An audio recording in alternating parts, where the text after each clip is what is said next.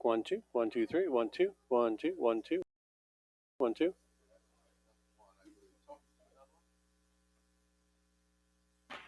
Hello, Peter. Hey, how are you? I'm well. How are you? Good. 1 2 3. Check 2 2 2 1 2 1 2 1 2 1 2.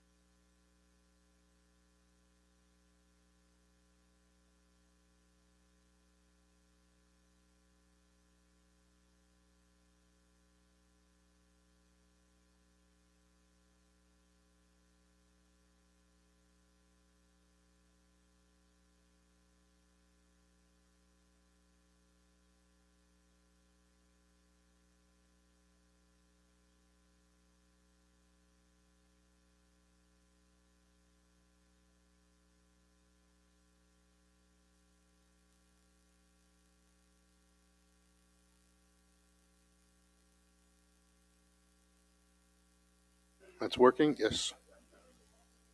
So it turns red. It turns red when I'm speaking.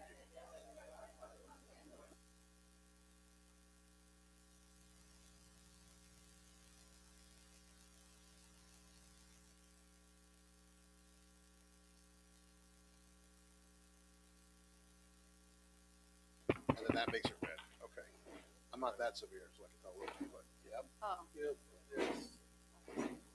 maybe blue and yellow.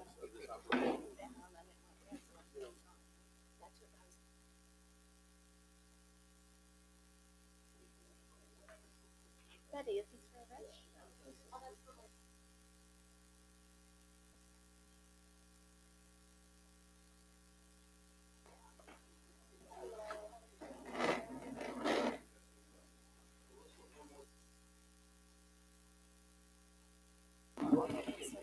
Thank you so much for this. This is even bigger than I expected it to be. And it is not, It is what? it is both sides. Oh, wow, thank you. Okay, fantastic.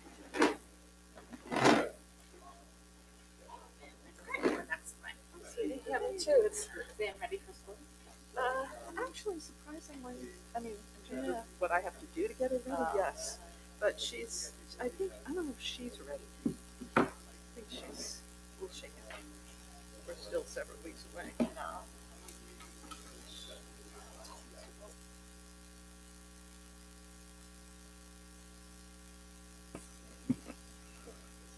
Okay, everyone, thank you for being here. Elliot, where the video's going? Thank you, sir. Please note the board convened an executive session to consider matters regarding collective negotiations pursuant to Article 14 of the Civil Service Law and proposed pending or current litigation. With that, I would like to call this meeting to order and ask everyone to please rise for the pledge. I pledge allegiance to the flag of the United States of America and to the republic for which it stands, one nation, under God, indivisible, with liberty and justice for all.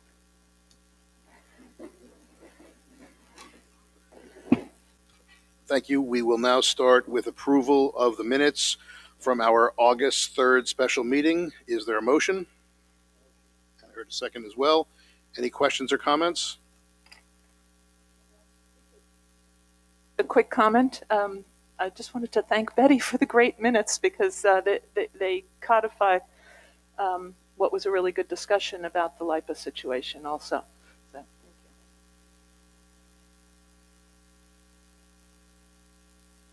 you. Yeah, and I'll certainly second that, Betty. Nice work.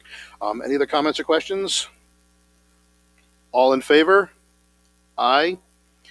And we will now turn it over to Dr. Chris Zublionis, our superintendent, for his report. Good evening, everyone. Thank you so much for being here this evening. And I will say that tonight it is our last meeting before the beginning of the school year. So therefore, welcome to the 2022-23 school year.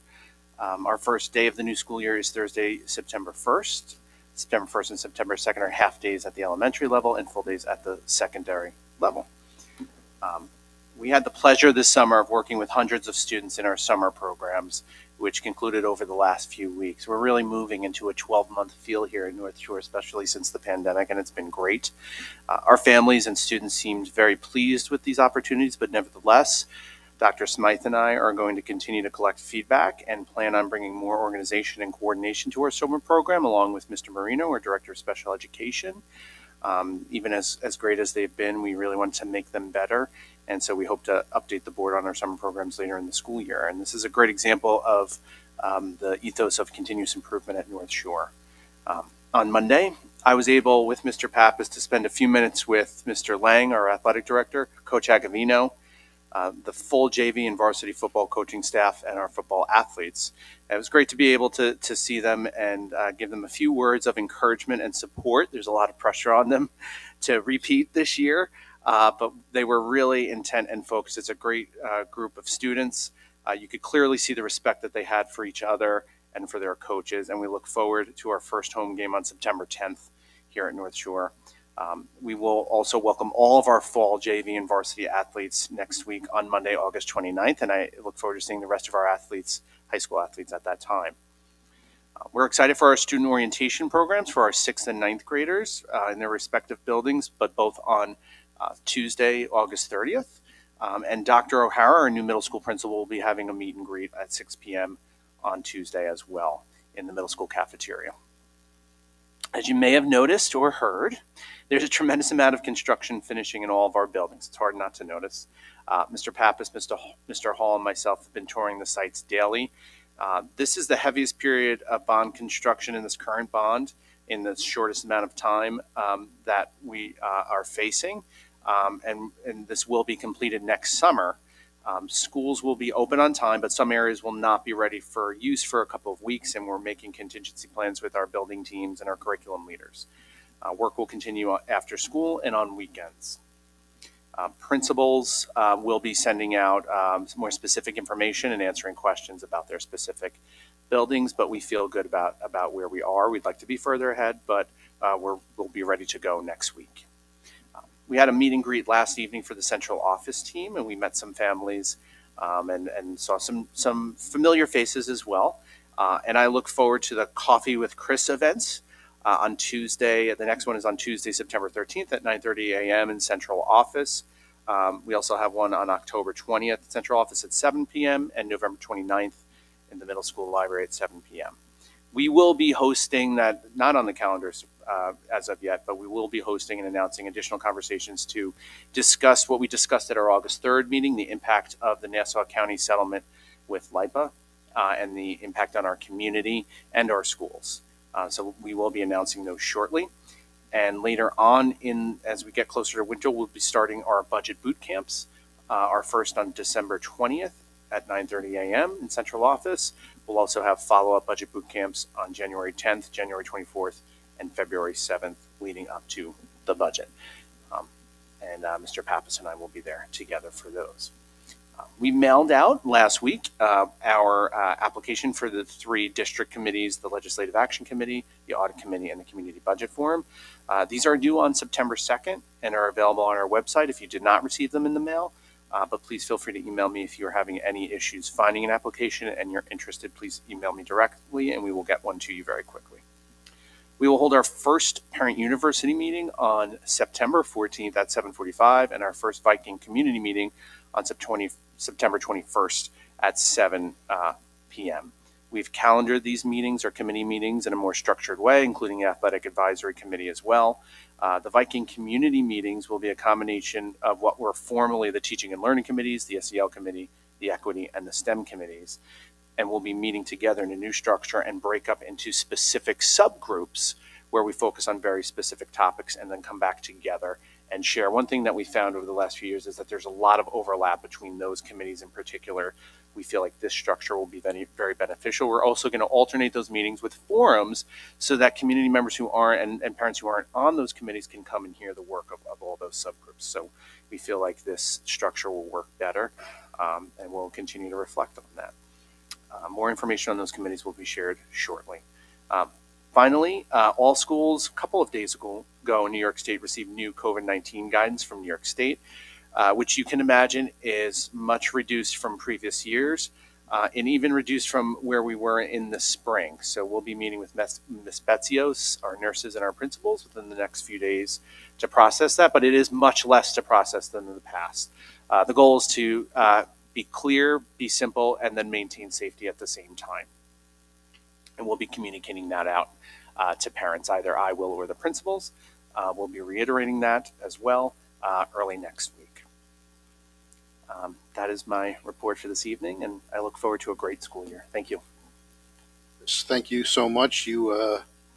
Yes. I just wanted to mention that someone mentioned to me when they were trying to fill out one of the applications that the link was not working on the website to fill out the application, a community member. So if we could just, that might have been temporary. I don't know if it's been fixed. We will look into that. Yep. Thank you.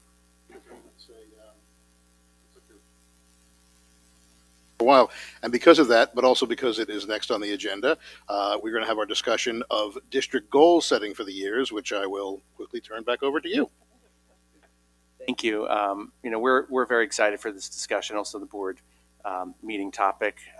Excited, and also it's anticipation because it does determine a lot of the work that the administration does. But this is the work that we love, pursuing these goals, and also doing presentations. We really do love doing them, and.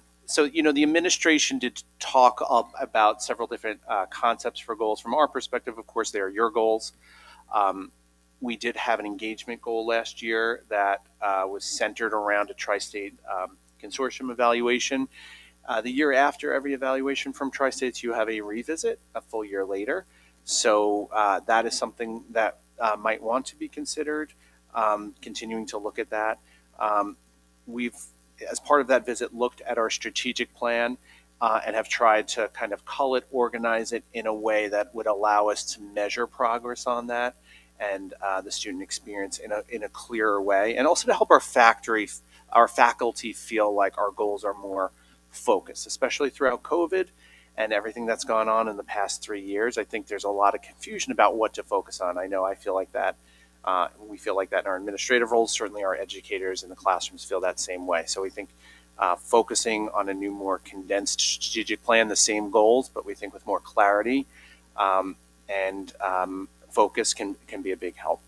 Of course, what I just referred to before, developing sustained sources of revenue and efficiencies in our system, in our budgeting process, as a result of the Nassau County settlement with LIPA. And not only because of that, but because of rising costs overall.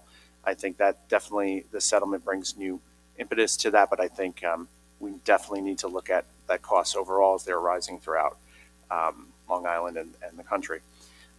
One, as part of that, and kind of related to that, one other goal that we've talked about is looking at our course offerings, progressions K through 12. Again, to think about focus, to think about depth, and that we also feel that that will help us find some efficiencies, not at the expense of our students, but in a way that actually we feel can create more depth and a more focused and intentional experience as our students move through their journey here in North Shore. So those were some of our ideas from the administration, and we open it up to the board for just your decisions and discussions. Go first since I'm at the end.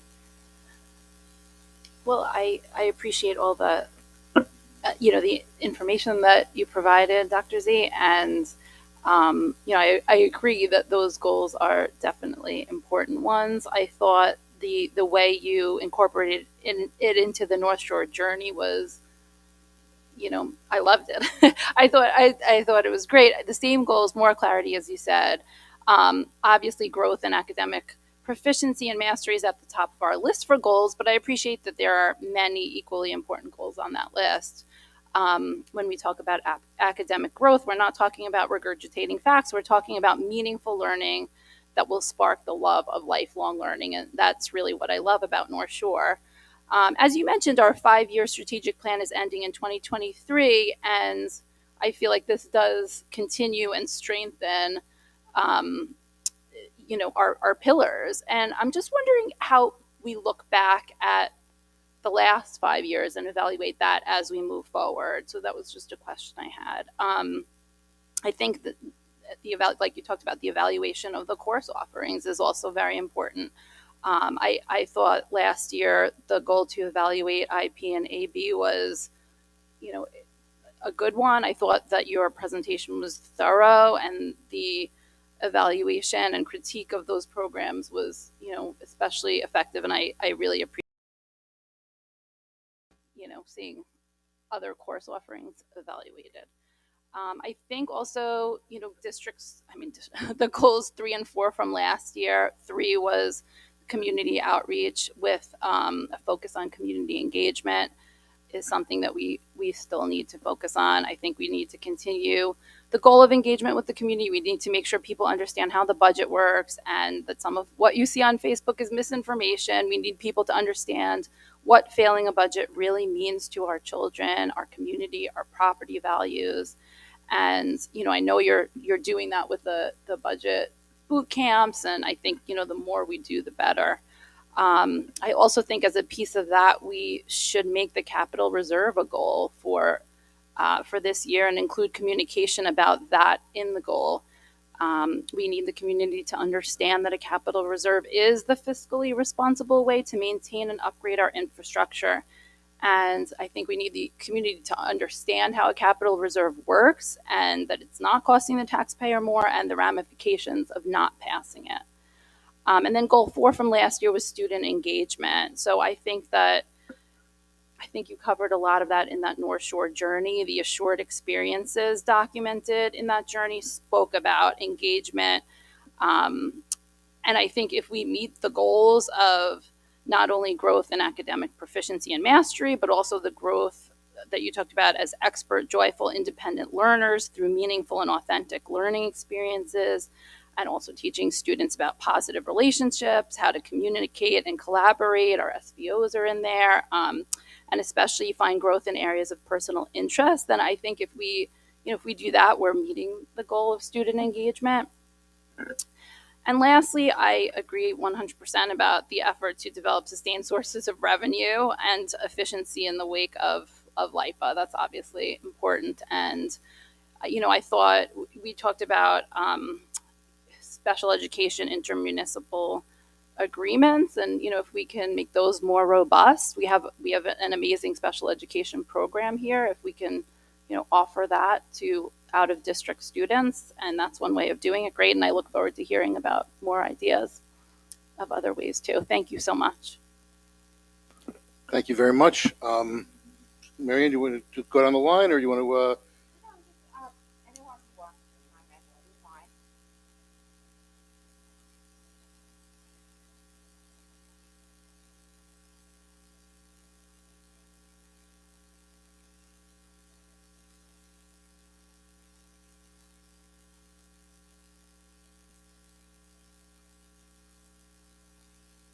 Maria, can you pull the mic just a little more in? Yeah. I think our primary focus is really going to be involved in looking at efficiencies, and the way that you've integrated that in this piece works well for me. I think that we really need to be very on top of that, particularly this year, to see how we can maintain program but also minimize the expense. So I appreciate that. Thank you.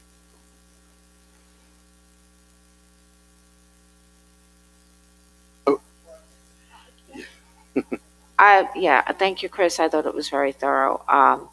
I agree with what Rich said. I think efficiencies are going to be key. I think having looked at the scores and the AP, IB, and the enrollment in some of the IB classes, that I think we may have to revisit that topic and see, if there are other ways to give the students the opportunities that they get without having very small class sizes.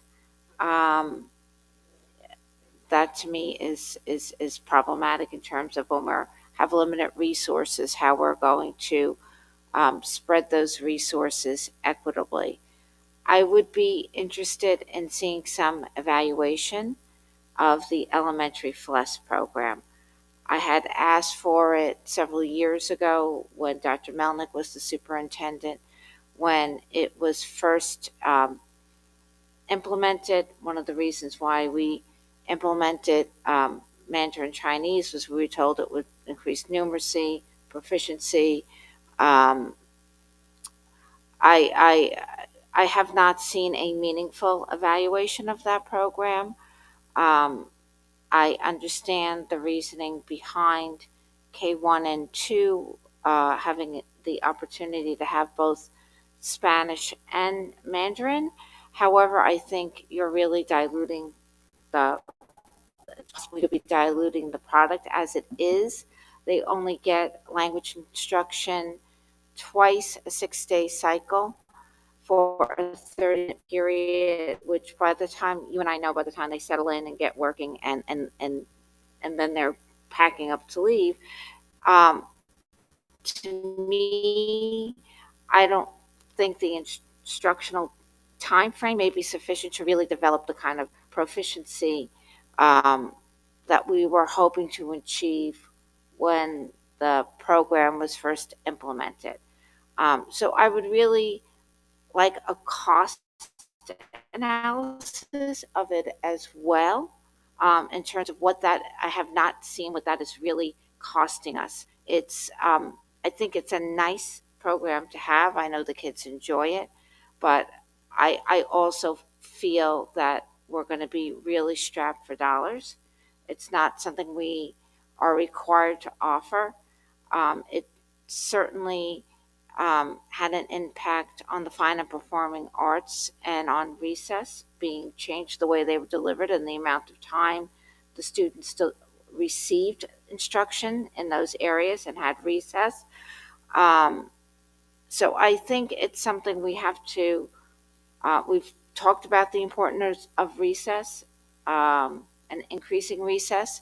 So I really think we have to look at this program very pragmatically because it is not a required offering and we have to do it. Maybe we can do it better than we are doing it now.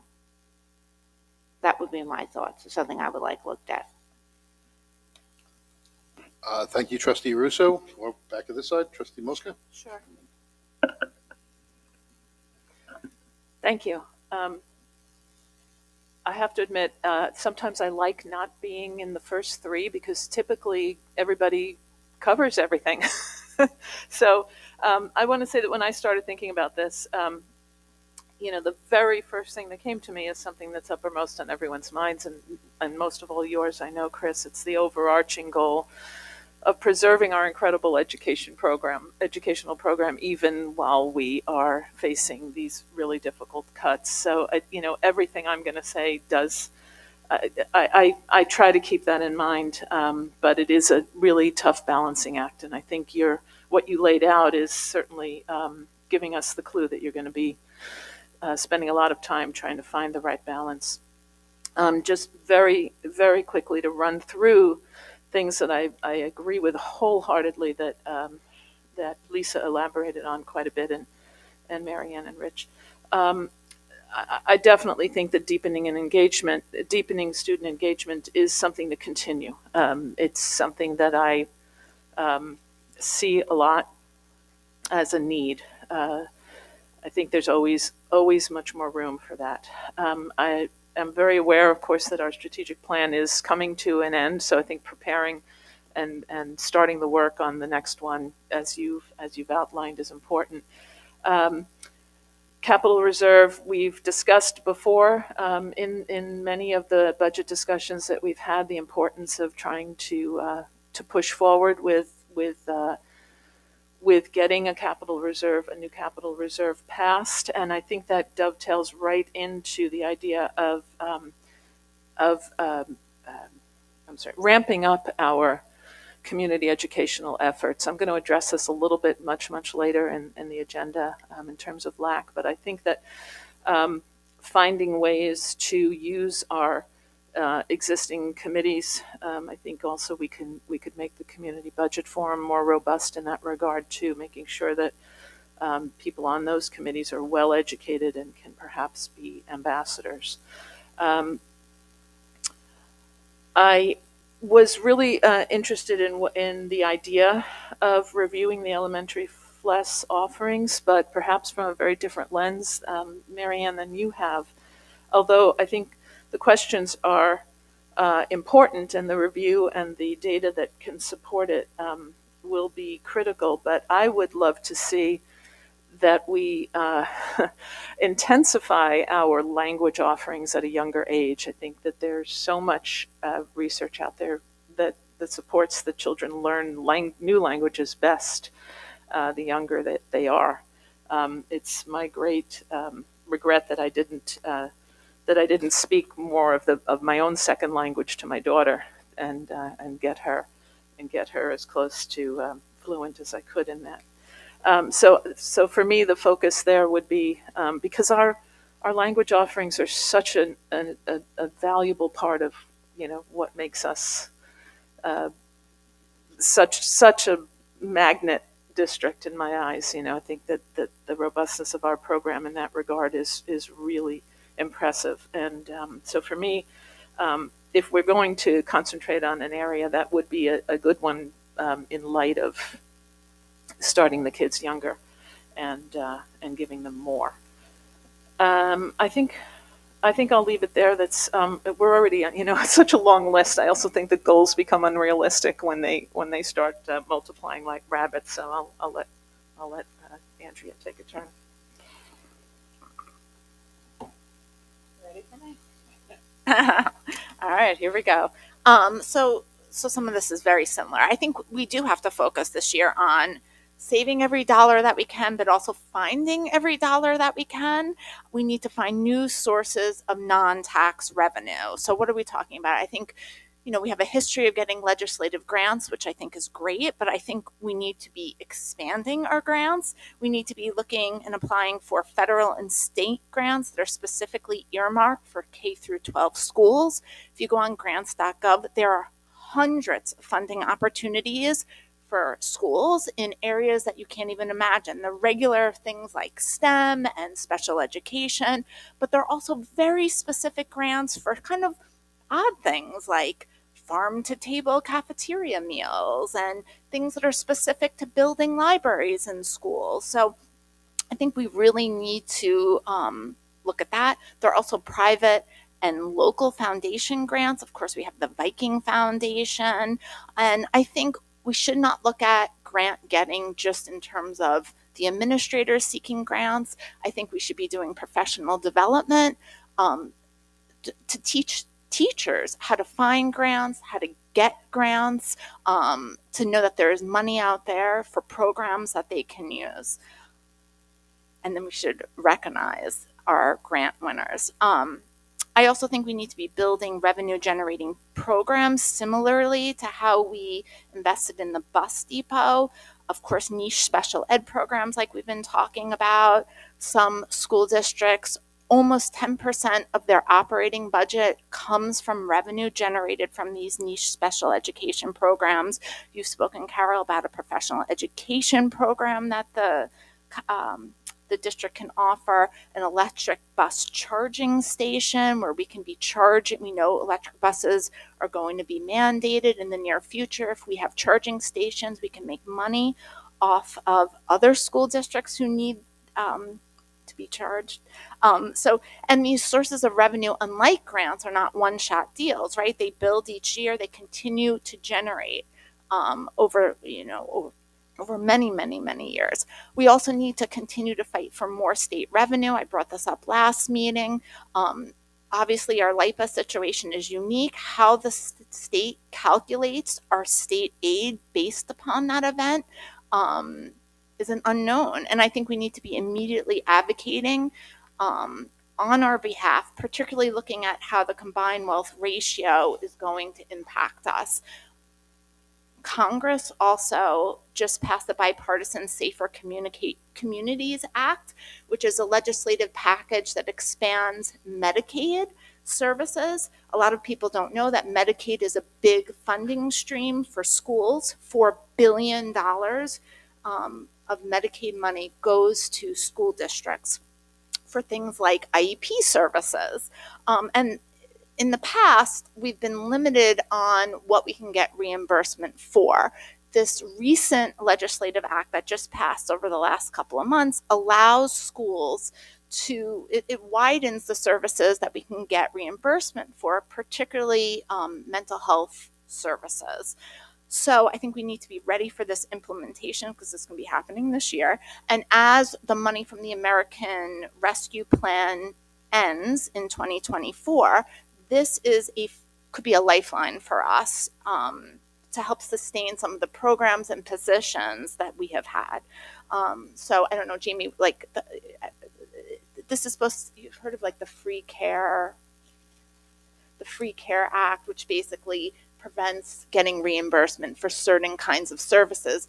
This expansion program removes that and gives us access to a lot more money. And okay, there we go.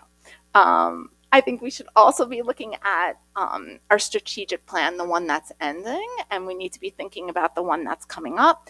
We need to review the progress we have made over the last 5 years. What have we learned? What did we accomplish? Where did we fall short? I think when we talk about meeting topics, this might be a good thing that we should be looking at. And then, of course, formulating where we go from here with our next strategic plan. Last year, we had a very important and well-received goal of engaging with our community and community outreach. I think we should continue this goal, but maybe by asking a bigger question about what is, and this sort of taps into what Maria said, what Lisa said, what is our culture of community communication here? What do we say to the community? How do we deliver these messages? Do we have an articulated communication plan? Where is our centralized communication hub? Do we track engagement in terms of the different modalities that we use? I think we've done a decent job at defense in terms of communication, but we need to play better offense, and really focus on how do we establish ourselves as the best source of district information. As we all know, there's lots of misinformation, inaccurate information, but also disinformation, information that seems to almost purposely intend to mislead. And we know, if you look at cognitive science about debunking misinformation, it's sort of interesting. It's ineffective it's ineffective. So if someone puts misinformation out there and we then provide accurate information, believe it or not, people still tend to believe the initial misinformation that they hear and act on that. So I think we need to be better at almost like pre-bunking information that might come out. And how we do that, we have to be cognizant of the time and the money, and balance all of those needs. But I do think we need to have a regular presence in the local papers, a bigger Facebook presence. I think we need to have a bigger push to get community members to opt into our emails. Maybe even develop a system where you're opting in not to all emails, but in emails which are specific to what you are interested in. More videos, maybe library partnerships where we communicate there. I think we are stewards of the enormous investment this community has made. And I do think protecting that through how we communicate is incredibly important.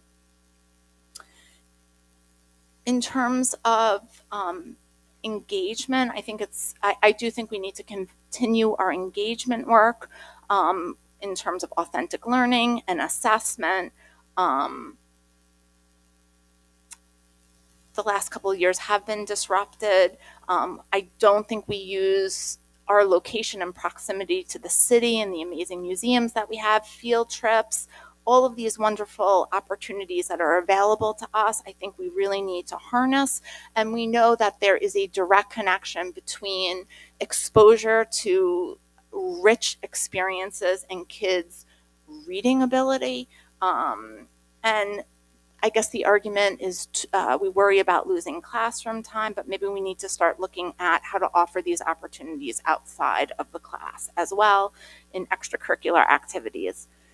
In terms of the educational programs, I'm particularly interested actually in transitional years. I know I think it was like 2006, 2007, you did a study before I was on the board on the kindergarten experience. I would like to see something similar for maybe 6th grade or 9th grade. Those transitional years are such benchmark years, such critical years. And I think it's important that we really have a streamlined path from one building to the next. What is the articulation like? Not just for special education students, but for our gen ed students. What's it like for a student to go from a place where everybody knows them to a place where no one knows them? And I think that first year in that new building really is so important because it sets the stage for how the staff experiences that child and understands that child and that child's experience of what that building is like.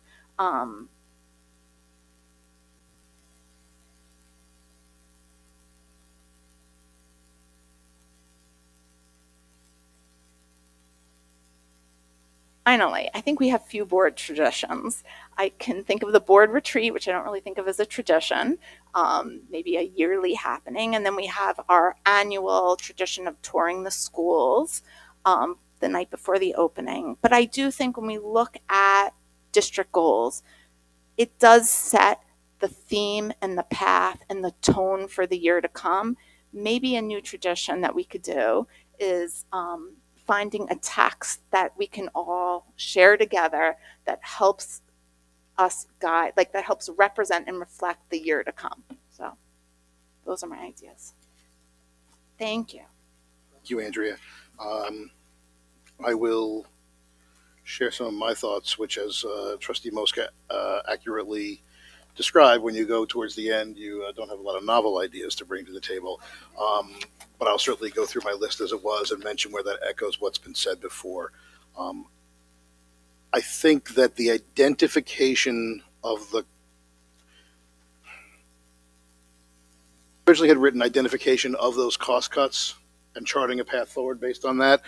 But as I thought about it more over the couple days since I first wrote that down for my notes, and of course in listening to my fellow trustees here, I think the goal makes more sense under a broader umbrella of identifying and charting a comprehensive financial path forward in the light of the LIPA settlement.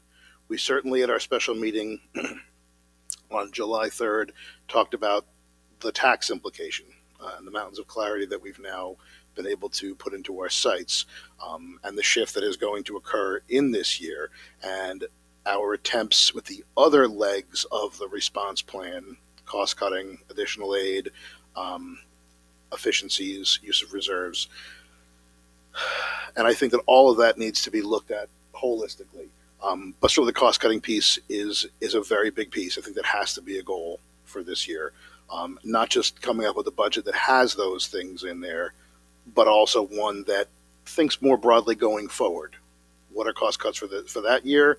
What are cost cuts for additional year? What's sustainable? And how will they be, to what degree they'll affect what North Shore is as a barometer by which we can judge their viability. I think along with that, it has not been said before here at this meeting, is what has to be, I believe, a very clear goal this year of underspending our 22-23 budget that we have passed. We are going to rely on fund balance at the end of this year to offset a lot of the challenges we face. And we know that when we crafted and passed that budget, we did not know the specific challenges that we would be facing. We do know it now.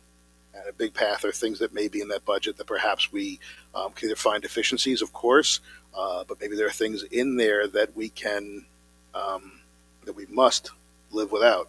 And I think that's an important thing to be looking at. The new sources of revenue that Andrea mentioned are huge. Certainly grants, but certainly aid from Albany has to be a huge goal this year. Non-tax aid and revenue from various sources that are available to us. So leveraging our continued use of what's been a very successful lobbying effort, both locally and with the state, and continuing that and growing it. Andrea mentioned the reformulation discussions about our tax cap, given the issues that we're facing. Not the tax cap, I apologize. Our state aid formula is critical. So those are things. One thing that has not yet been mentioned, although it's part of our long-term planning, is a long-term review of our infrastructure needs as a conversation with the community. I think that has to mesh with a long-term spending plan. That we can't look at cutting costs without knowing, identifying, and understanding what needs are going to present themselves. And I would very much like that to have a specific focus on the athletic needs of this community. We know that's been discussed. I think that is the overarching or broader heading above the capital reserve. I think the capital reserve is very important, and how we're going to do that, if that's what's going to be needed to be done to fulfill those goals and those needs. And the community desire fits under that. But I think that we have to have a longer term plan. And the capital reserve fits into that. And of course, that does mesh with community education about what a capital reserve is.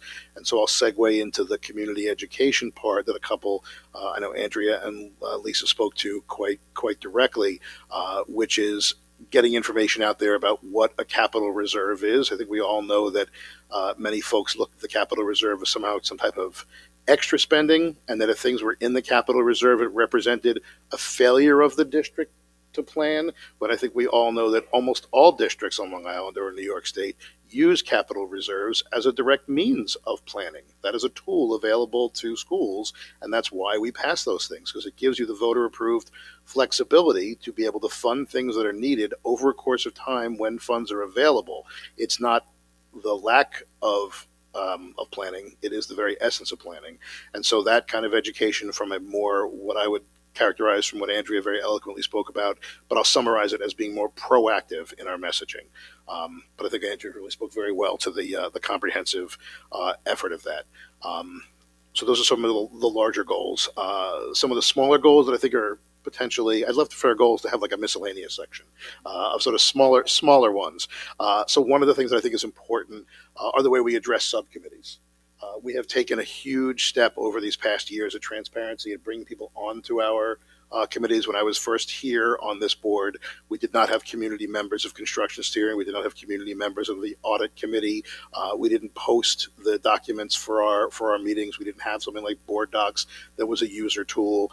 But with regard to those subcommittees, with that additional community participation, does, I believe, require the need to have a more, we're making up words, Andrea, officializing, how about that, of the charge and duties for each committee integrated into the policy manual and specific training. We have had some situations, I know, on some committees where individual well-meaning members of the community who've been on those have sometimes gone beyond the scope of what was required or even appropriate in those situations. The administration had to do some backpedaling. And I think that as we appoint more members of the community to these, which I think is good, we need to make sure that what folks are doing on those committees is made more clear and what the expectations are of those.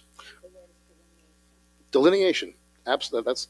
That'll be one word for it. What word did I say? What word did I make up? Made one up. Okay. Delineation would be the word. I don't know who you're said looking for. pre-bunking, but I really like that. I like pre-bunking. I wrote it down. It's delineation for sure, but also explication of what people's requirements are so they know. And finally, I only have two words written down here: student engagement. Absolutely, we have to follow up on the Tri-State work last year. That is something that's been going on as long as this board, as long as I've been on this board. We all know it is the key to not just student success, but ultimately student wellness. We've seen that the data has been thrown in our face, and we need to follow up with it and make sure that we're continuing to make that a priority, at least for one more year, if not as a permanent bullet point on our goals. So that's what trustees have to say for you, Chris. Okay. I would also look at, which is a different topic from the elementary FLES, would be the language offerings at the middle and high school, and whether there are any efficiencies or benefits to reducing the number of languages offered. And also, I did want to mention to Carol, Lori Nimmo headed up some work when we're talking about the transition between 5th and 6th grade. There was a period of time where when the children entered 6th grade, the teacher could not only tell which school they came from, but which teacher they had. And I know that Lori Nimmo, when I was on the Shared Decision Committee at Glen Head, we raised this issue, and Lori Nimmo worked with all the elementary school principals, and they came up with sort of a manual and a guide so that the instruction would in 5th grade would be more uniform and better prepare students for the 6th grade experience, so everyone was speaking a common knowledge and had a common font of knowledge to the best that they could. Obviously, curriculum has changed drastically in those years, but I just wanted you to know that there may be some, if you look through the archives, there may be some information on that if you go back and look. Just so I'm clear, we have so much we've thrown at you, as we do every year. Can you talk a little bit about the process by which we'll whittle this down into something that isn't too ambitious? Because I think we all know when you go for too much, you accomplish often too little. I look at it, and I think Dr. Smith might look at it the same way as like coding, like you do in research. So we have a lot of concepts here, and what I'm looking for are the common threads. So, for example, we see an obvious efficiency, cost cutting, long-term financial viability thread, and we'll kind of put the thoughts, the individual thoughts from that fit within there in that bucket too. We see a program evaluation of multiple programs, but specifically transitions and FLES and world language at the secondary level also, and a community engagement. And one thing I was thinking too is about the community engagement, student engagement. Those might be permanent. When you said that about student votes, I was thinking about that with both, and just changing that like we do with the critical analysis of our instructional program right now. We kind of move in and out different specific topics. So we'll look for those categories. We'll organize the thinking under those categories, and I suppose we'll bring them back to the September 8th meeting for getting closer to finalization of the goals. Of course, we'll provide those to the board in the materials before the board meeting. Good. Other points on this before we move on to board meeting topics for the year? Thank you, trustees. We will now move on to board meeting topics for the year, which have been proposed by the administration. Chris, did you want to have an intro to this, or? Yeah, maybe just super quick. Sure. They, similar to the goals, there are some consistent threads in the board meeting topics from year to year. Student achievement is one of those. And one thing I realized in preparing for this meeting is the relationship between the board goals and the presentation topics. So there'll be some iterative back and forth between those two, and these two will likely be finalized, I think, at the September 8th meeting. So student achievement, one focus that was talked about last year by the board that we never got to do was special education as a meeting presentation. So we'd appreciate, feedback on that, as well as, budget priorities and revenue challenges. We were doing a little predicting here about the goals when we were framing out some of these topics. One kind of one-off topic was summer programs. We think in line with what we were talking about in the opening report and the good work we've done over the last few summers. Thankful to the board for that support to make that possible. But we think that might be something in terms of really specific offerings for students that we could work on. One thing not on here is, that revenue generation idea. That might be another possible topic for presentation and research. I'll just say that we kind of, because of how goals and topics get finalized, that we didn't put any discussion topics in for September. Mention that two things I think we've already had as an outgrowth of this conversation. We have to have a follow-up on this. I wasn't sure if you were saying that you would present to us goals ready for adoption on the 8th, or if you would present them for further discussion on the 8th and then adopt them on the 22nd. The latter. Okay. I'm sorry. Yep. Then I totally agree. And I'll just I'm thinking about who goes first and who goes last. Well, I'll go in with the first one. I think that the September 8th meeting, we should bullet point a conversation of goals for our LAC group this year. Words right out of my mouth. I knew I was going to, but I just wanted to mention that. Other trustee comments? You want to go in the reverse order from last time? Andrea? You have on the list the strategic plan. So I think that's really important. Like where we're at with it, where we're moving with it. Special education, I brought it up last year. We never did it. So very important this year. But I guess specifically I'm really interested in how we are assessing and how we are identifying and how we're then providing intervention. I think it's more like the process that's important versus the specific programs. So I'm less interested in the content of what we're doing, but more looking at how we're doing to make sure we're using best practices. Trustee Mosca?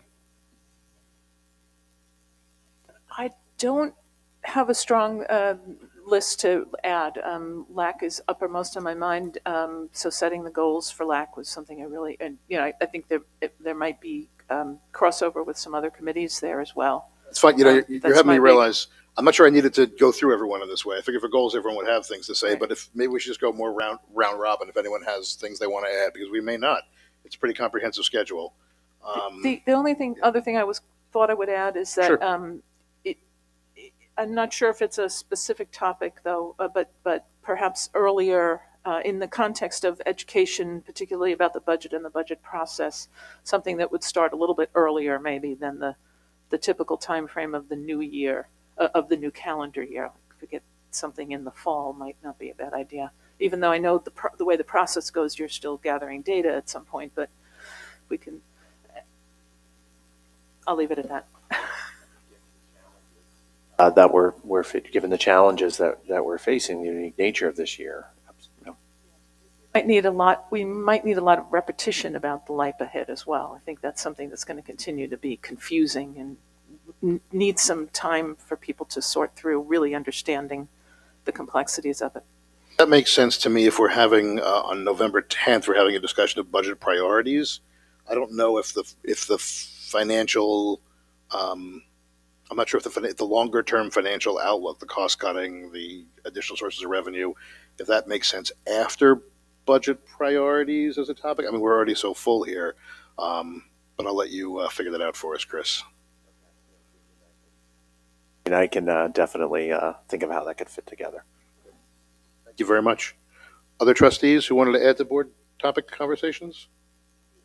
Oh, yep, Rich? I know we're looking at student achievement on two separate nights, but I think additionally, because there's so much concern in the community about it, I would like to look at the athletic program, both curricular and extracurricular, how it's integrated, what we are doing and what we're projected that we would like to do, and also do the same for fun and performing arts.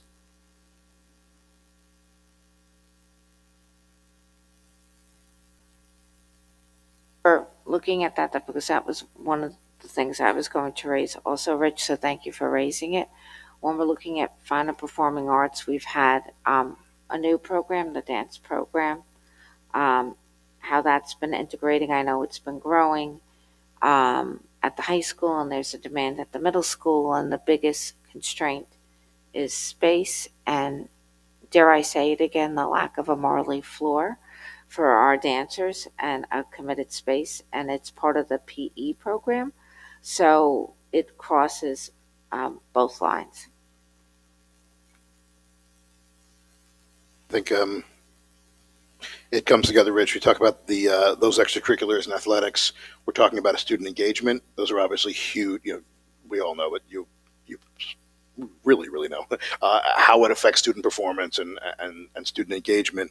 And it's another metric of student achievement beyond just those classroom areas.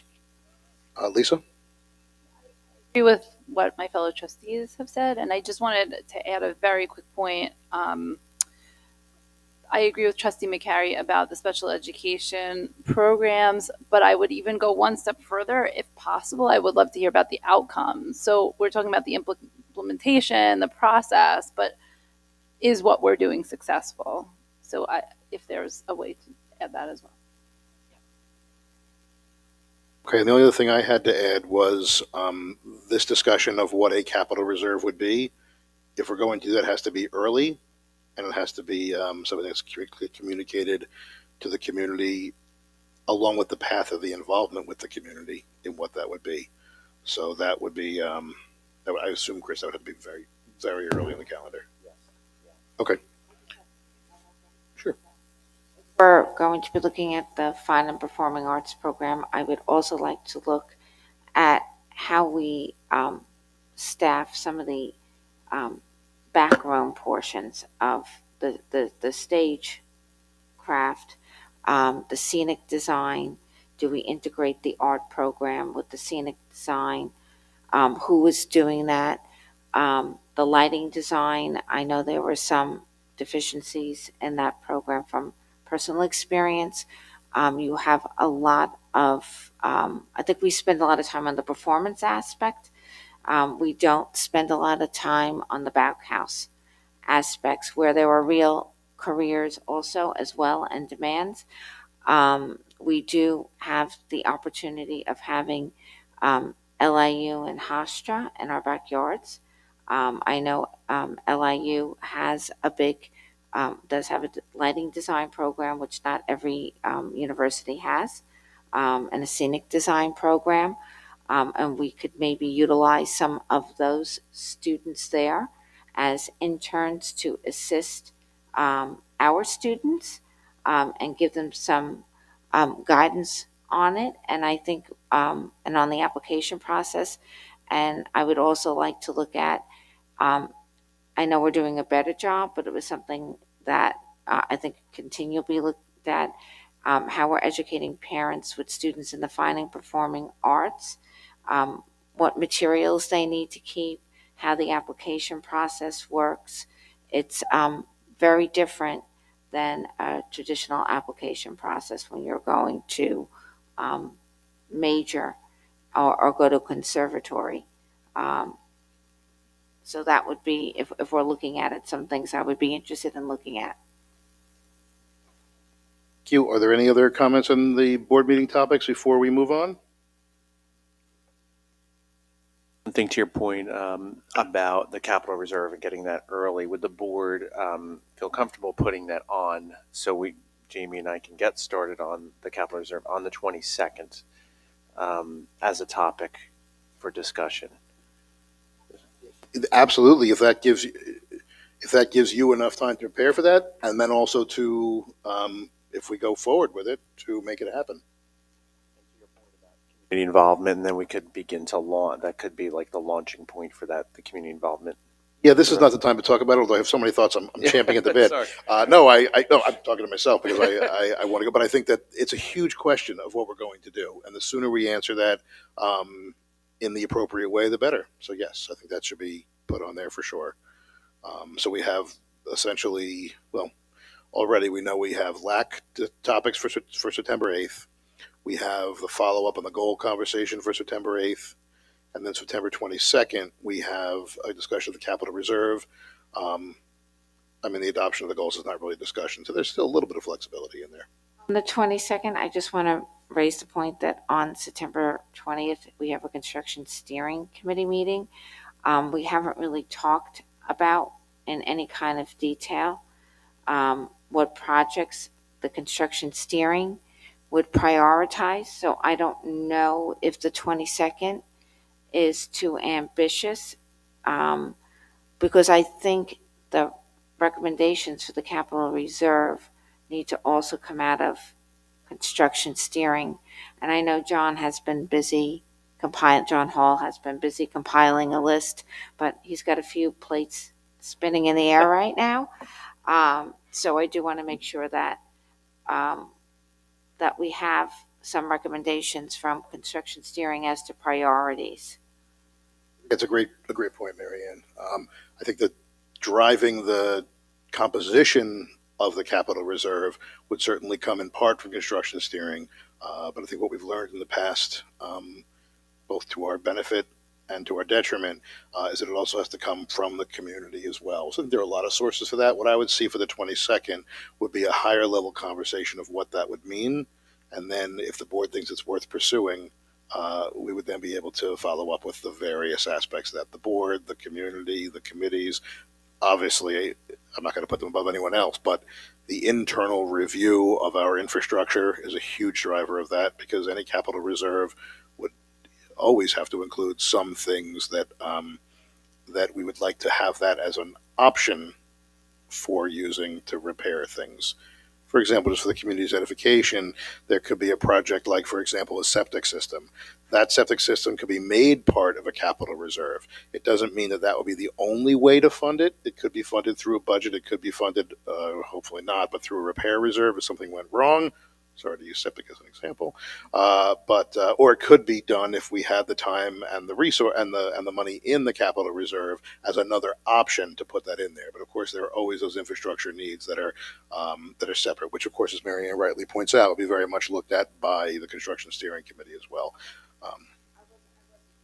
That there should not be a greater discussion. I think that was one of the community aspect was one of the things that we've talked about being missing in other projects and bonds and processes.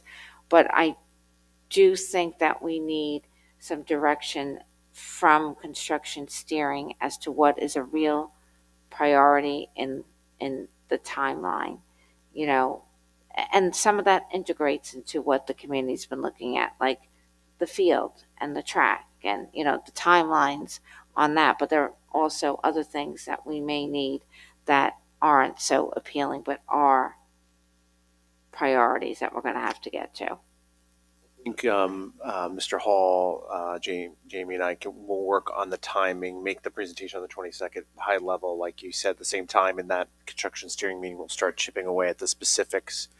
And then after the 22nd, work on the public meeting, time it so that we'll have that feedback from construction steering to bring to the community, get the community input early October.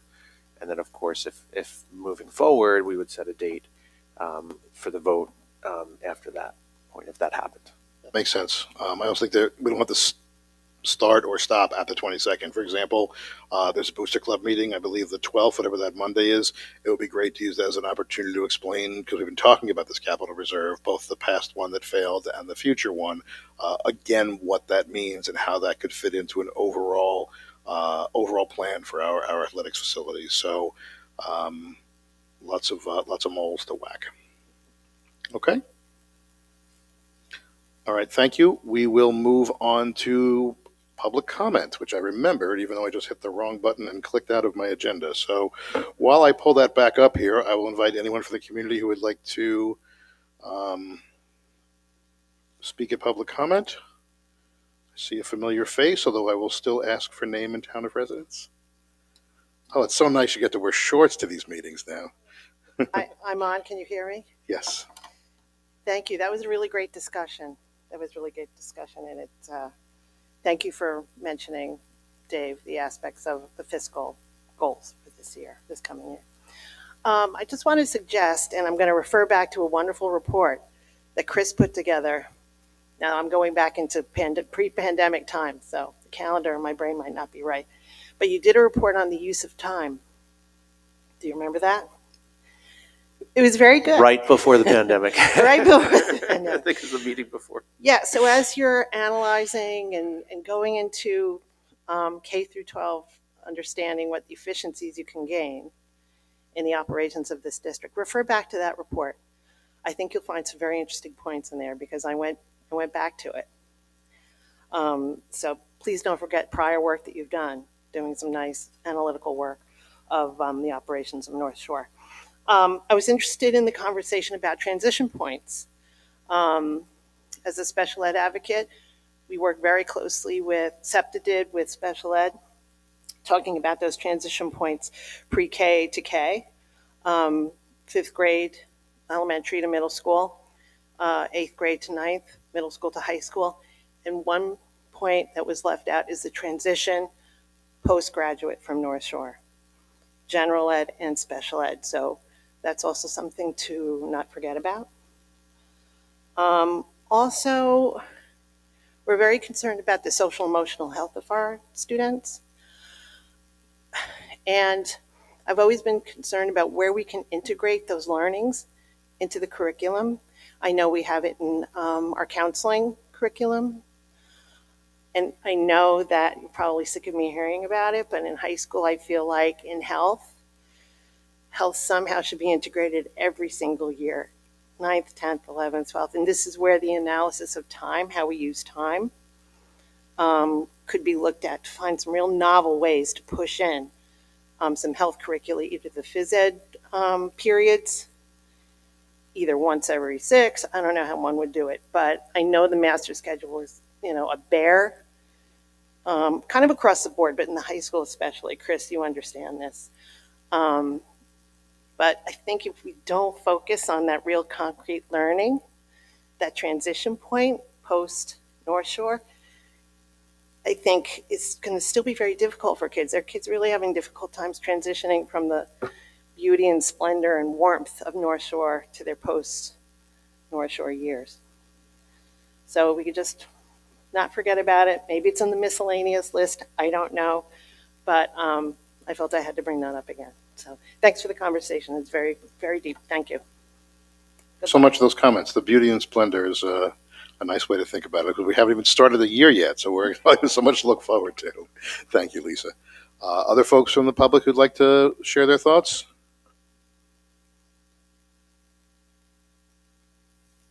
I did manage to pull my agenda back up. So with that, we will close public comment. Thank you for being here. And those of you who are watching, of course, on the live stream, we'll move on to action item 7, which is personnel, items A through O. Is there a motion? Thank you. In a second. Questions, comments? All in favor? Aye. Action 8, a resolution to approve the MOA with the custodial unit. Is there a motion? And a second? Any questions or comments? That we can get this resolved and get this go forward. So that's good news. All in favor? Aye. And number 9, a resolution to approve an MOA with the secretarial unit. Is there a motion? Thank you. And a second? Gotcha. Questions or comments? Similar thoughts. Glad to bring these to a resolution and look forward to working with another great unit of ours that's so important to the district. All in favor? Aye. Thank you. I will lump actions 10 and 11, the authorization of petty cash supervisor and community ed instructors. Is there a motion? I heard it simultaneous, so I'll let Betty duke it out for who goes first. Are there any questions or comments on 10 or 11? Just a real quick comment on community education while we're on it, just to encourage our community to apply to teach in the community education program. We have so many talented people, and it's an available outlet for retirees and anybody else who doesn't have enough work to fill the hours of the day. With that completely, I thought you were also going to try to get people to participate as participants as well, because there's so many great offerings. Well, yes, I'm sorry, that too. I guess I assume the doors are being knocked down by people who want to take the classes, but I have taken some over the years, and they've been wonderful. I am definitely looking forward to having that time to be able to do that. I already know which ones I want to do. I'm on the fence with pickleball. We'll see. It's so popular, but any other comments or questions on 10 or 11? All in favor? Aye. Action 12, which is a resolution to amend a previous funds transfer resolution. Is there a motion? Motion. And a second? I just want to give an opportunity for Jamie or Chris to just very briefly explain to the public what we're doing here, because it's a little unusual. So I'll start and then I'll hand it off over to Jamie. But this was a resolution that was on the July 1st agenda, the reorg meeting. Everything in the resolution was correct except the specific projects were flipped in the two resolutions. So Fraser Feldman helped us to develop a resolution to amend. So that's what that is. Yes, the resolutions, the wording and how we were going to move the money between the capital fund and some of the was all correct. However, the resolutions spoke of specific projects that brought about those transfers, and the specific projects were switched in the wording, typographical error. But so the amounts were right, the resolutions were correct, but the reason why the transfers were being done was incorrect. Sense to me. I appreciate it, and I'm glad we're going through the proper channels to correct it. Any other questions from the board? I just have to say I love the use of the word scrivener. It's one I haven't seen since reading Charles Dickens. It's really wonderful. I'm going to incorporate that in my vocabulary from now on. Good luck with that. That I'll call the vote. All in favor? Aye. Thank you. And now action third. Sorry, we got everyone, Betty? Great, thank you. our trusted Scrivener. Action 13, which is the approval of two current budget transfers. Current meaning we haven't yet approved them, they're not being amended. One for last fiscal year and one for the upcoming fiscal year. Is there a motion on A and B? Thank you, Rich, and I heard Marie as well. Comments or questions? Favor? Aye. Action 14, which is the acceptance of claims audit reports for May and June of 2022. Is there a motion? And a second? Thank you, Lisa. Comments, questions on the claims audit reports? Exemplary work. We're used to it. We're spoiled. Okay, with that, I will ask for the vote. Aye. Thank you. Action 15, which is a resolution regarding the ballots from the June 9th, 2020 budget vote and election of trustees. Is there a motion? And a second? Okay, any comments or questions? I wanted to comment as to what we're doing here. Essentially, we have a basement and central office that is very easily filled up. So these things are essentially the official authority to clean that up a little bit. Betty's not just a Scrivener. She also she's also a researcher. She's a filer. She's a storer, and as directed by official board resolution, a destroyer of these ballots. We did have to wait a little while because we did have an appeal to that election that took. It was filed on August 18th, 2020, and it was took a little over a year, but it was of course dismissed on September 20th of 2021 at a cost of $13,000 to the district. But now that has been resolved, of course, and we can create a little more space in the basement. We'll take maybe a while to get rid of this year's ballots because there's another appeal being filed. So that seems de rigueur at this point, but we handle it with aplomb, and we will go forward. And at some point, maybe even less than 2 years from now, we can clean up a little more space for the future ballots. Betty does like finding space in the basement. So that's just a little explanation of that. Any other questions or comments on the resolution? All in favor? Aye. Thank you. Action 16, which is a more formal, more regular process, which is the approval to dispose of inventory. Is there a motion? Motion. And a second? Thank you. This was, we do this periodically, and at the previous meeting it was questioned by, or maybe a couple meetings ago, the reorg meeting was questioned by Trustee Cashman, and it was explained about the process by which we do this. Are there any other questions or comments before we proceed? All right, all in favor? Aye. Action 17, which is an approval of building level safety plans. Is there a motion? And a second? Questions or comments? Favor? Aye. Action 18, which is the appointment of two returning Legislative Action Committee members, James Versacki and Deb McDermott. Is there a motion? Thank you, and I heard a second as well. Any questions or comments? Excuse me, I just want to welcome them back. These are two really excellent members of the committee. In Deb's case, long serving, and really happy that they're continuing.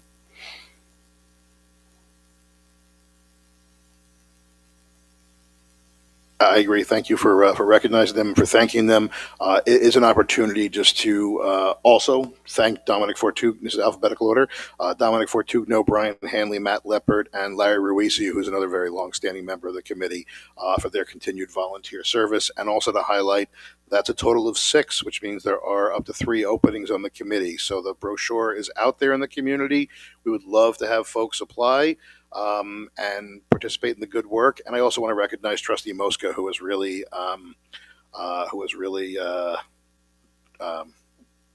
corralled the work in a very positive way. And I think we have high hopes for both the conversation at our next meeting and for the work they can accomplish this year. Any other questions on the LAC members' reauthorization? All in favor? Aye. Thank you. I will lump actions 19 and 20, which are the authorization to participate in Long Island School Nutrition Cooperative bid and the award of transportation bids and contracts. Is there a motion on 19 and 20? Thank you. Thank you. Comments, questions? In favor? Aye. Action 21, which is the award of first round 22-23 cooperative bids. Is there a motion? Motion. Second? Second. Thank you. Comments, questions? I had a comment because I had to ask this of Jamie and he explained it beautifully. But for those who might have looked at the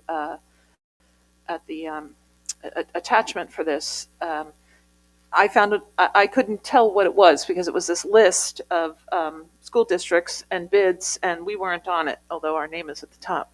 But so this list, and Jamie will jump in and correct me if I'm wrong. I just wanted to explain it to anybody who's looking. Is a list of bids that have been conducted by each of those school districts for the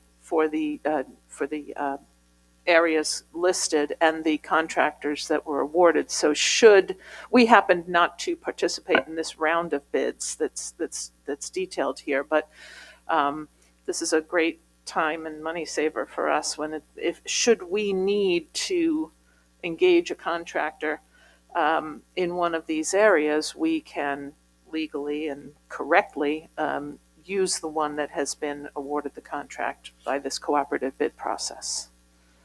Is that correct? That is correct. Okay. And, economies of scale, and there is a cost in going out for the bids for these. So each district taking a particular area and going out and putting them together in a cooperative like that allows us to also utilize that bid as part of the cooperative. Really appreciate that information. It's a great synopsis and a great codicil. Thanks, Jamie. Thanks, Trustee Mosca. Any other comments or questions before we vote to approve? Okay, I'll call the vote. All in favor? Aye. Action 22, which is the award of 4 contracts for services. Is there a motion? And a second? Second. Comments or questions? Question. Yep, please. And I apologize for not asking this in advance. I just remembered it. On the before and after school, the number does not tie in with enrollment in terms of the fee, whereas in prior contracts there was a fee that was tied into the enrollment of the program. So I guess my question is, with so many people working from home and the demands for childcare having diminished with that phenomenon during the pandemic, what if the enrollment doesn't support the fee? Turning to Jamie on this, but I know you worked on this. There was a change because of what you said, Trustee Russo, this year. Can you speak to that, Jamie? No, you did speak Oh, about okay. it, but I do want to ask about the that. fee that is being charged is as part of the schedule that was the fee that is shown in there is part of the schedule that had I don't know if the schedule was attached, but based on their prior cost, what it would be if they had 200 students, 100 students, and so on. And right now they're at about 200 students, so that's where that fee that's in the contract does come up. I'm sorry. No. Is it similar to like the pre-COVID structure? Yes, it is okay. the same structure as pre-COVID. We did have some reductions in fees and also forgiveness of fees during those months when we were closed, obviously. But last year was much less. The fees were much reduced, and now they're going back up to the pre-COVID amounts. But in the prior contract, the fee that was paid to the before and after school program was tied into those numbers. So if the numbers vary, right, there was a change in the fee structure, because I pulled out the old contract and looked at it after the discussion.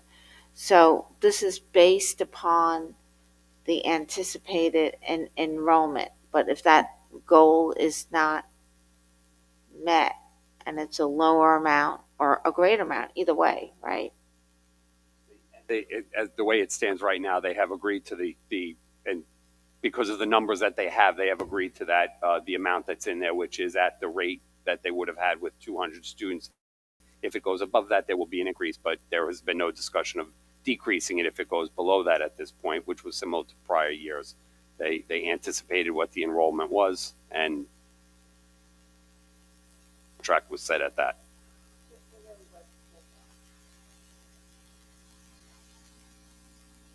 was an appendix to, yes, I believe so. You were correct. There was an appendix attached to the contract which listed that. Say is that what we could do is take a look at that. We'll get that out. The pre-pandemic, I guess it was the 2020 contract, and look at like how that was structured. We can update you on in our next update.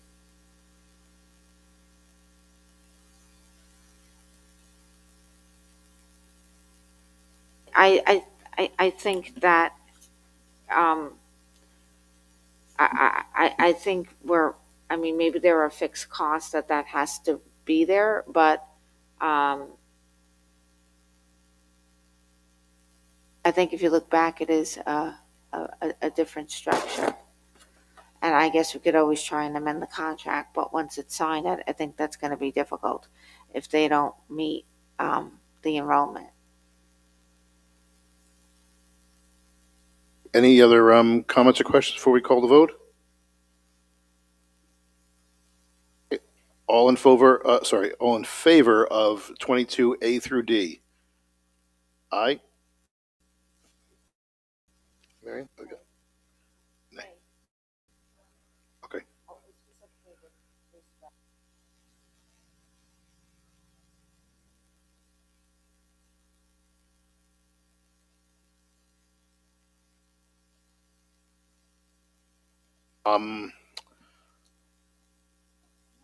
Let me just ask this question. Do we made the motion and we took the vote, so we can undo the vote that's just been made for the 5 ayes, or?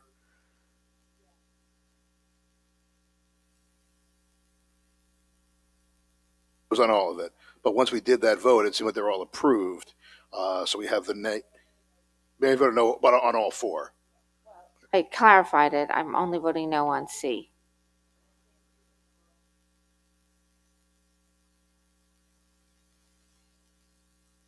Okay. So, but the question is, can we pull it out after we've already had the 5-1 vote?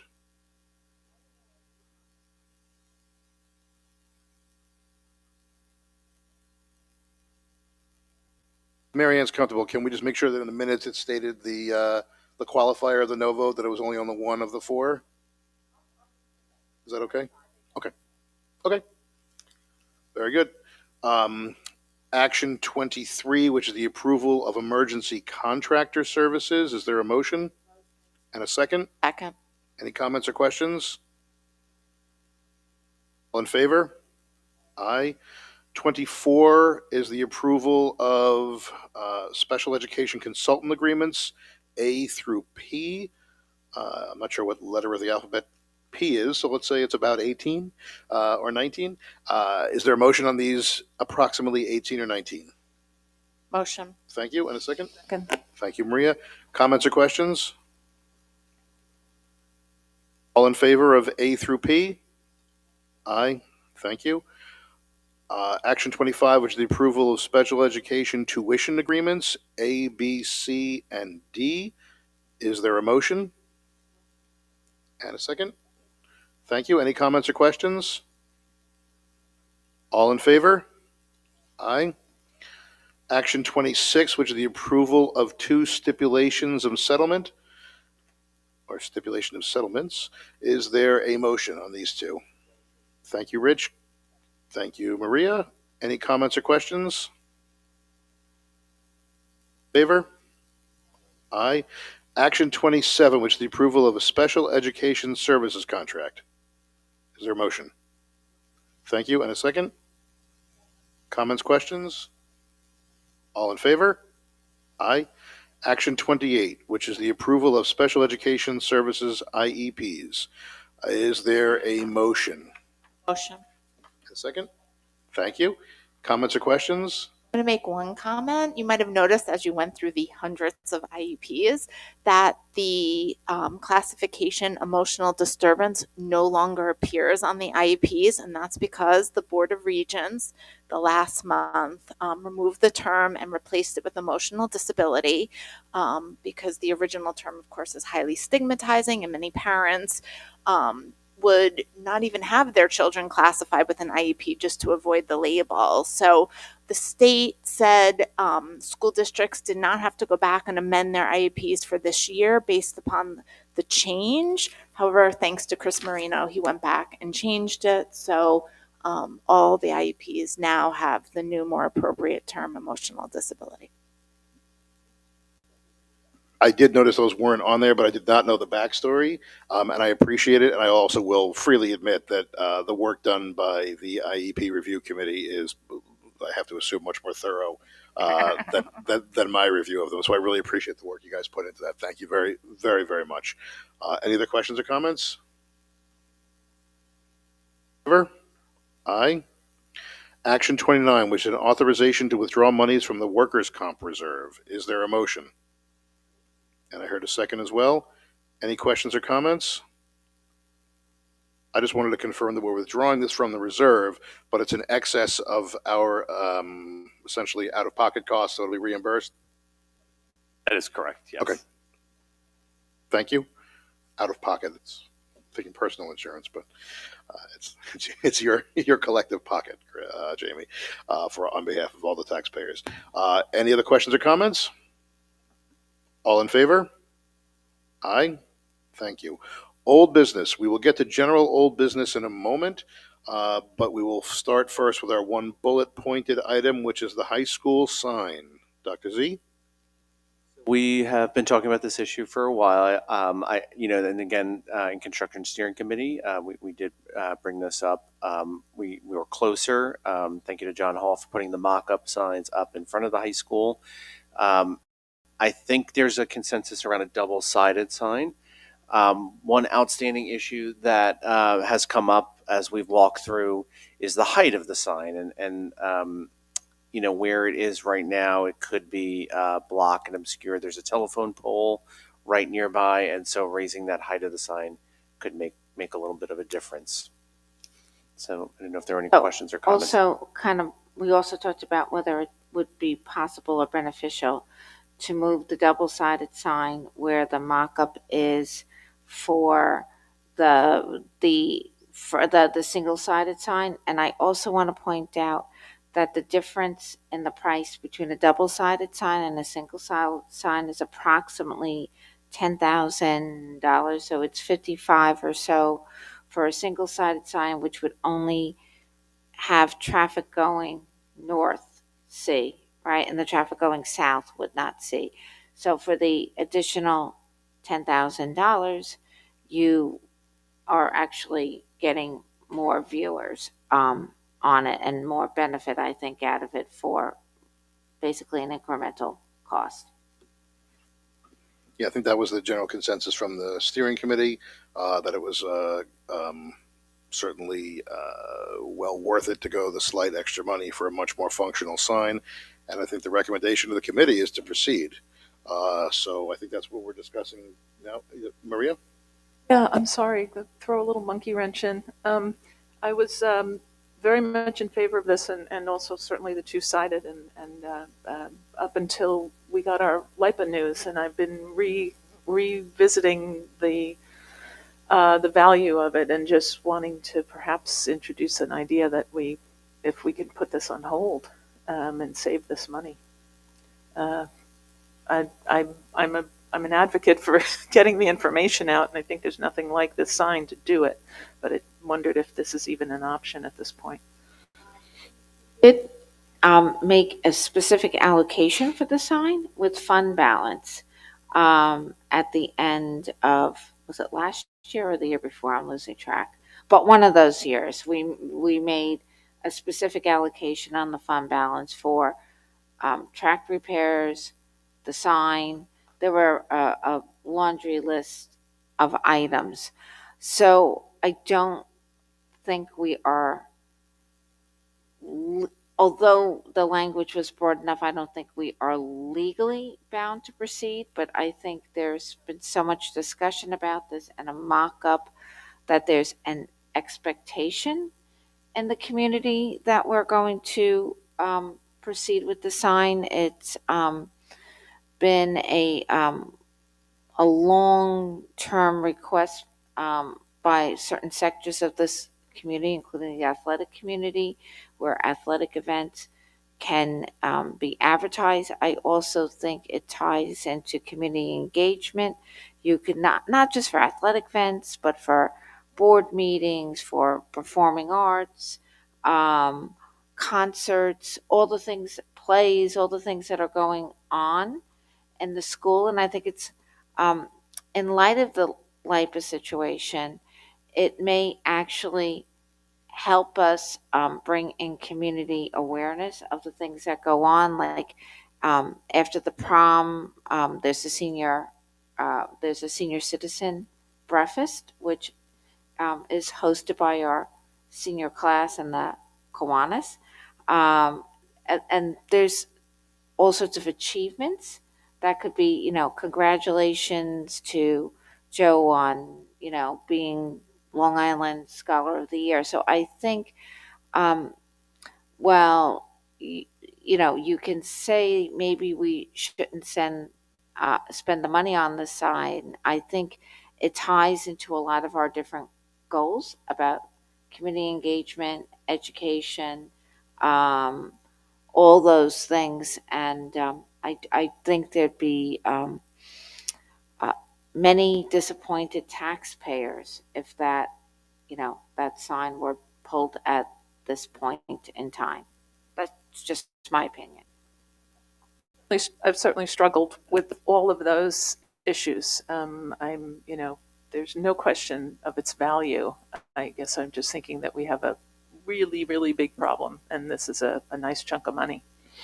Did you, Have a different kind of monkey wrench. The last time we brought it up, we had the traffic study, and there were some concerns that the comparisons weren't similar, but also the traffic study did not include, which I still do not understand, did not include looking at pedestrians who are crossing that intersection.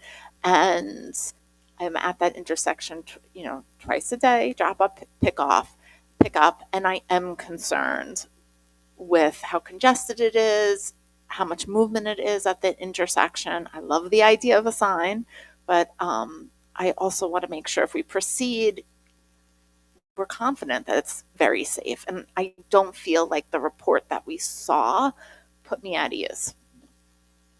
We did vote on whether to do another traffic study. We did have a discussion on that based upon that very same issue you're raising. And we determined that we were not going to again delay this and expend more money on a traffic sign. We had that discussion last spring, I believe. Correct me. I think we were going to look at the report again, or we were going to go back to it. I don't know. I would have to look at the minutes. I believe from construction steering, what we said was that essentially we could invest the additional amounts of money, but I believe the answer was we still were not going to be able to get that information. It was just beyond the scope of what they could offer to us. It was potentially a little hypothetical for the company in terms of trying to gauge who goes where. Okay, so I didn't hear that because I'm not on that committee. Of course. And everybody, just because this is my feeling doesn't mean it has to be everybody else's feeling. So Of course. Of course. I'm not looking to I'm just delay saying that anything. we had that discussion about the additional expenditure on more of a traffic study. I have to say, I really want the sign. I think it's really important for our community too. I am nervous that pedestrians weren't included. I'm not saying we should go back and spend another dime on a traffic study. I think it's unfortunate that pedestrians were included in the first traffic study. I have one question, and I should know this because I was on construction steering, but is the sign is it one stationary message, or is it blinking, like are messages changing constantly? Do we know the answer to that? Because that might help the driver distraction issue. I do think there'd be scrolling messages. It would be more than one message. I think you can control that with the programming. It's a computer program. So I think the duration and the timing could be varied. That's also true. Yeah. If we found it too distracting, right? Is that correct, John? That it's a computer program?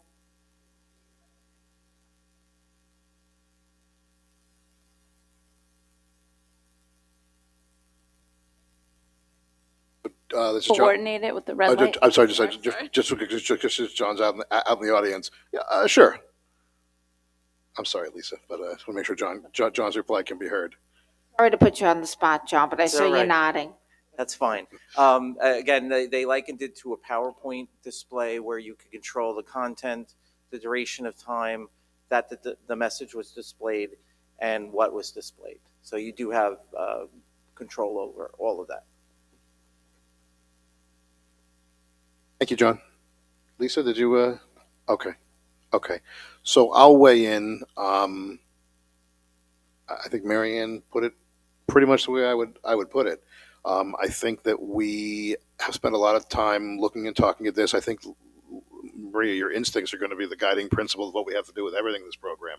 That we have to look at everything and think if everything is superfluous or if is necessary, and the cost benefit analysis of these things. But to me, as again, I think Marianne articulated well, I think the benefits for me far outweigh the negatives of not doing it at this point. It does become a symbol, if we don't do it, of the district not kind of being able to get anything done. I think it really is not a great message. I also think that this is not a recurring cost. This isn't adding a program that's going to cost this amount of money every year. It's a one-time shot. It's spent. It won't be fancy landscaping around it yet. That's not part of the program. It's a functional sign.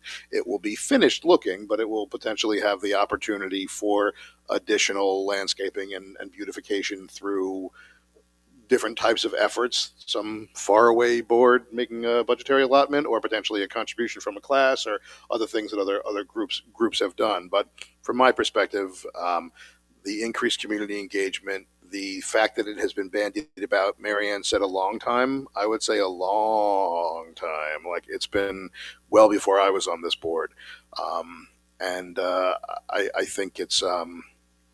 From what I've seen, from what we understand, from what we know the traffic is in that area, I do feel strongly it's time to put this sign up. But again, as everyone has said, that's just my opinion on this. Just to help me Yeah. decide which way to vote when the vote comes. Yeah, which will not be today, but yes. Oh, we're not doing that today. Thank you. Yeah. But let me just clarify one thing. So of course I understand it's not a recurring cost not being added to the budget. And I remember the meeting last year when we did allocate this money out of fund balance. If in the what I think is probably going to be the unlikely event that we didn't do it, we would therefore have that money in this year's fund balance to apply to next year's budget. Goes back to general fund. Jamie, how does that work? 'Cause it's an encumbered fund, I assume, at this point.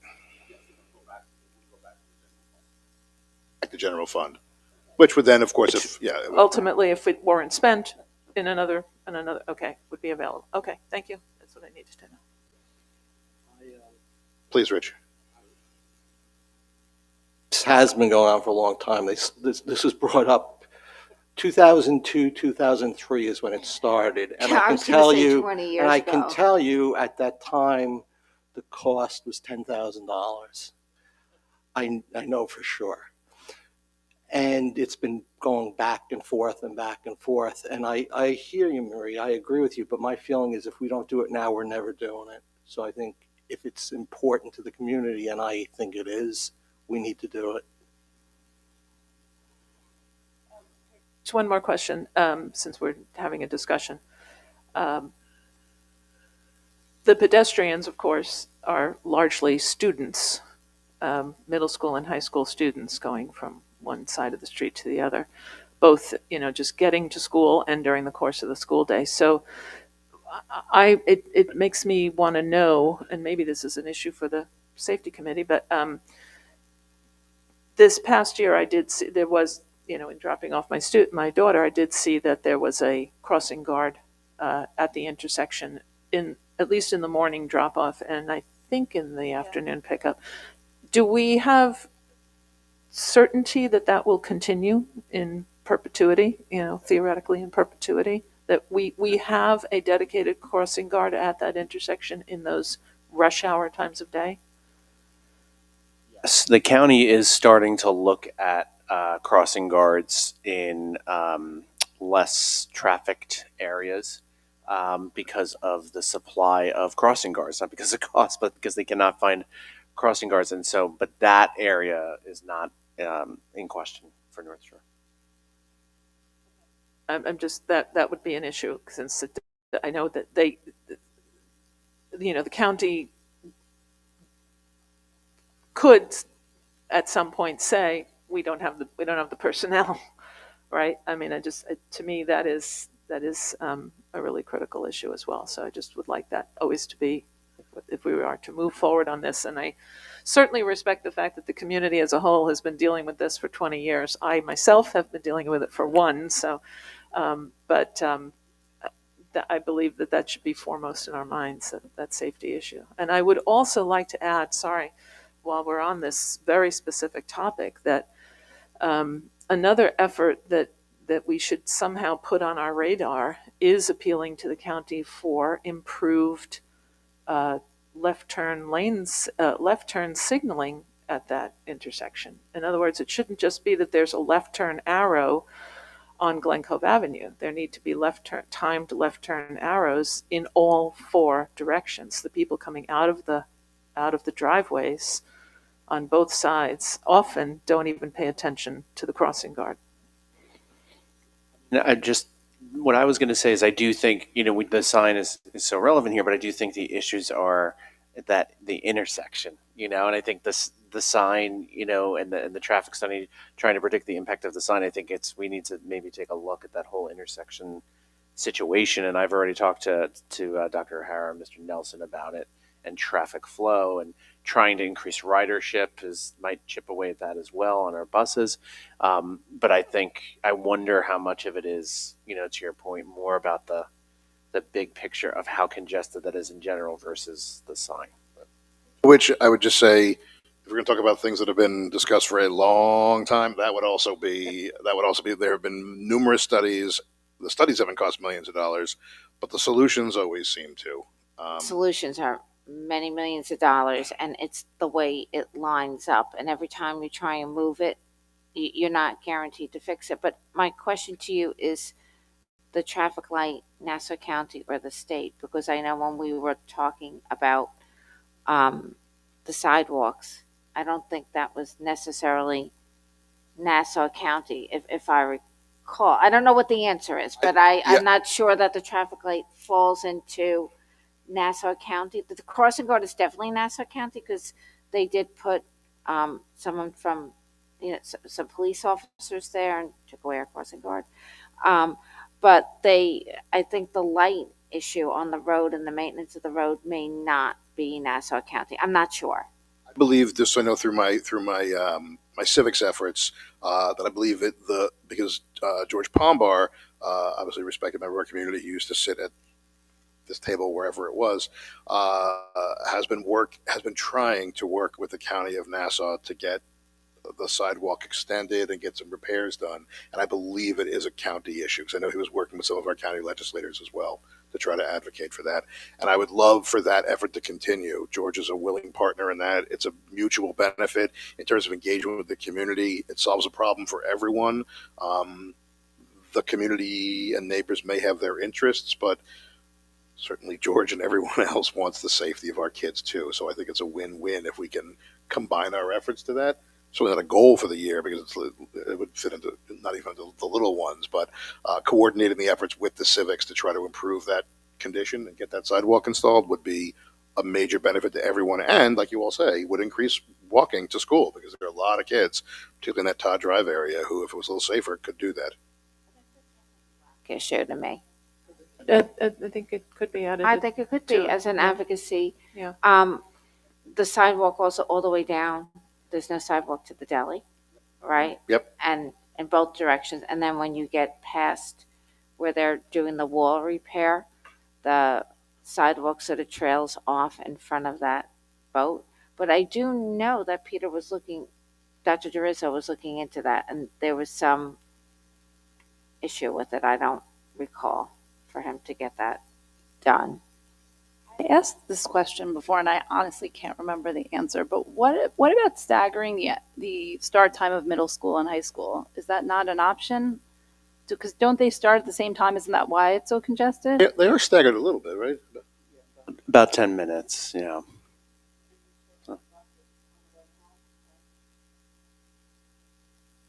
Schools share buses on the way So home. there is some bus sharing, yeah. I know in my neighborhood they share buses It depends on the route.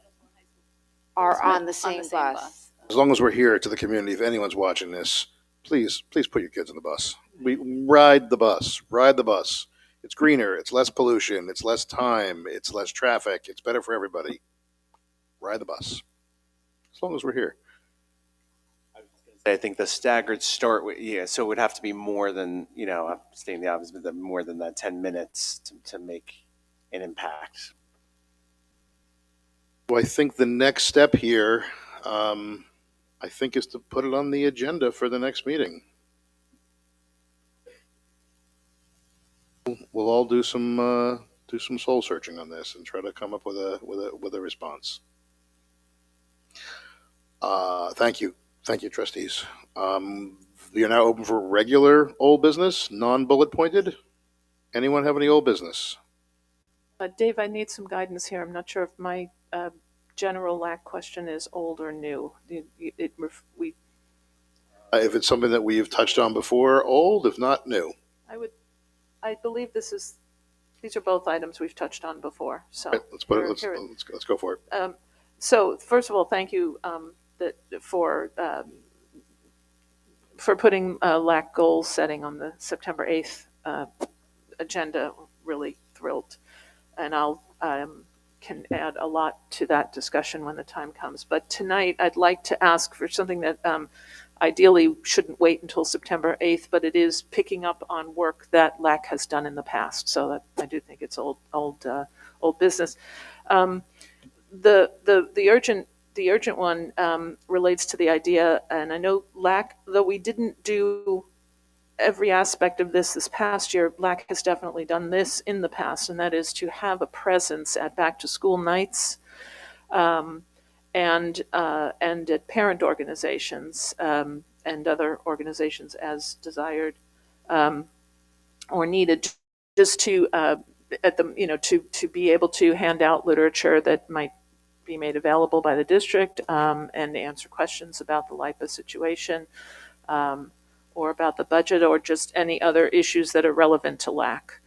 So I'd like the board's nod of approval, since back to school night for the middle school is on September 7th, the night before we meet again. I was hoping We did do it in prior years. We're in all the schools, so Sherry Right. may have some materials for Right. you. So I just want to make sure that everybody agrees we should. There's no reason not to revive it. Good to me.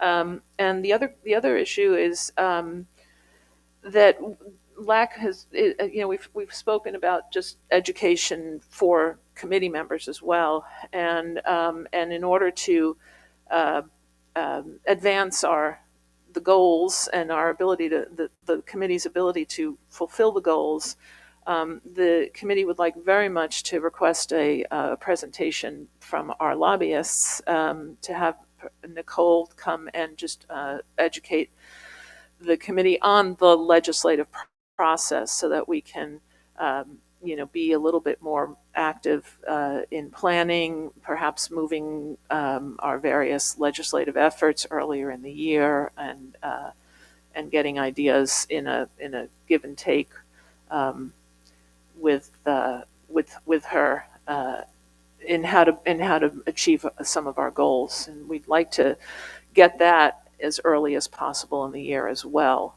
That dovetails a general appeal, since the committee applications are due on September 2nd, that the board make an extra effort, this is me asking, to interview and choose 3 new members for LAC, so that we can constitute the full committee as soon as possible and get Nicole in. But I'd like to start the process of scheduling that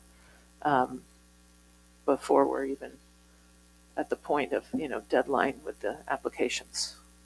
Does that make sense? Excuse me. So yes, it does. So I think what you're asking is that we act quickly to get people appointed, and that we, by the first meeting for the 21st, So we can have we can get 3 new members, up to 3 new members, and have all 9 members reap the benefits of a presentation with our lobbyists to understand the process better and facilitate their efforts.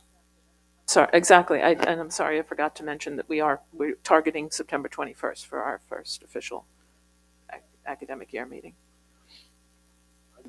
Personally would love to get it going. I've advocated for having us do the application process at the end of the previous year, but certainly with where we are right now, we got the application out. We're back in the swing of, well, we're all back in the swing of things, but the community is very close to catching up to being back in the swing of things.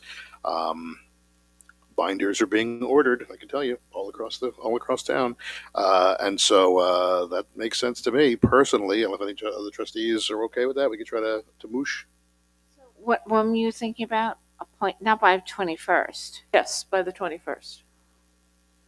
When are the applications due? They're due on the 2nd. Because we could meet before then, but we don't have a meeting until the 22nd. Okay, I'm sorry. So there has to be a resolution on the agenda. So, all right, but we did have a backup of the 28th. Then the committee discussed meeting dates in our last meeting, and I was looking at the calendar, and we agreed to hold both 9/21 and 9/28. So if we could target that, we could do it by the 22nd, so we could be approving new committee members at that meeting. Then we could count on everybody having the full complement for the 28th. That sounds achievable to me. I'm assuming that Dr. Z and Dave, you at least would also attend, and the members of the board, of course, would be more than welcome, and Jamie and Carol. Obviously. Free the 28th. So that. Just wanted to. I think all we really need to make a decision on now is if Nicole. if the applications are due by the 2nd, Yeah. that means we need to find at least one. I believe we could do the interviews virtually. We're still legally allowed to do that. And we could do that sometime between the 2nd and the 22nd. That seems more than feasible. Before executive session on the 8th, possibly? I think that's too quick. Yeah, I don't, and I really would prefer not doing it on the same day. I come, it's hard enough to get here by 6:30. I left my office at 4:20 today. We have some time that week of September, Monday, September 12th. That week, we should be able to find one usually a good time to do that. So that works for the whole board. Take that as a yes, and thank you very much, Maria. Okay, thanks so much, and I'll be back to request that the whole application process move to the prior year, like you just mentioned, Dave. But that's not for tonight. Thank We'll you. bring it up. Okay, very good. Other old business. Thank you, Maria. Thank you. Business. I have really just one very quick thing. We are almost settled with a retreat date of October 16th. So I'm not exactly sure where we are, but we don't do it right now. But if anyone who's not there yet, we can get there. So we can try to get that on the calendar.